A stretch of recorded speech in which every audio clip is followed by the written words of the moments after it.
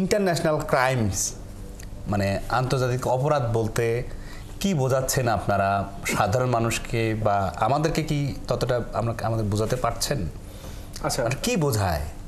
জি, কারণ অপরাধ তো সংগঠিত হয়েছে জুলাই আগস্টে বা তার আগে বাংলাদেশে, তা আন্তর্জাতিক অপরাধ বলতে আসলে কি বোঝাচ্ছেন আপনারা? আচ্ছা, আন্তর্জাতিক অপরাধ এই বিষয়টার সাথে আরেকটি প্রপঞ্চ জড়িত, সেটা হচ্ছে ইউনিভার্সাল যেটা জুরিসডিকশন বলি আমরা, যে কিছু কিছু অপরাধ আছে যেটা যে কোনো জাতি, রাষ্ট্র, সমাজে সবসময় ঘৃণিত, নিন্দনীয় এবং শাস্তিযোগ্য অপরাধ।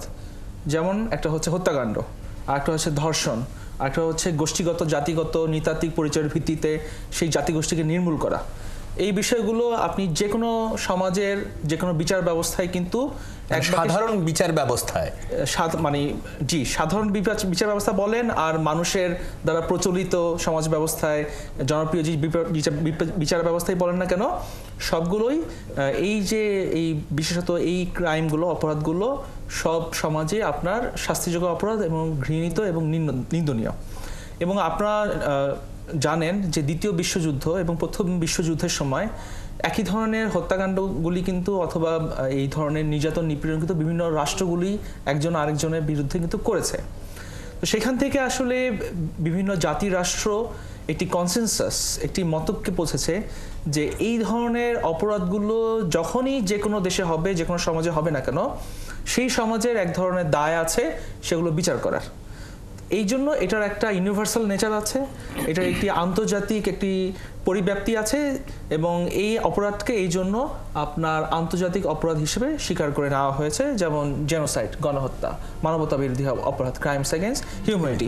তার মানে কেউ যদি এই অপরাধে অভিযুক্ত হন এবং শেষ পর্যন্ত বিচারিক আদালতে বিচারের মাধ্যমে দোষী প্রমাণিত হন, সে যেই দেশেই থাকুক না কেন, সেই দেশ যদি মানে মনে করে যে বিচার করা উচিত, করতে পারে, এবং এটা এক ধরনের আন্তর্জাতিক যে শান্তি এবং আন্তর্জাতিক যে অঙ্গীকার, ইন্টারন্যাশনাল যে আন্তর্জাতিক আইন, তার ভিত্তিতেও তার এক ধরনের নৈতিক দায় আসে যে এগুলোর বিচার করার।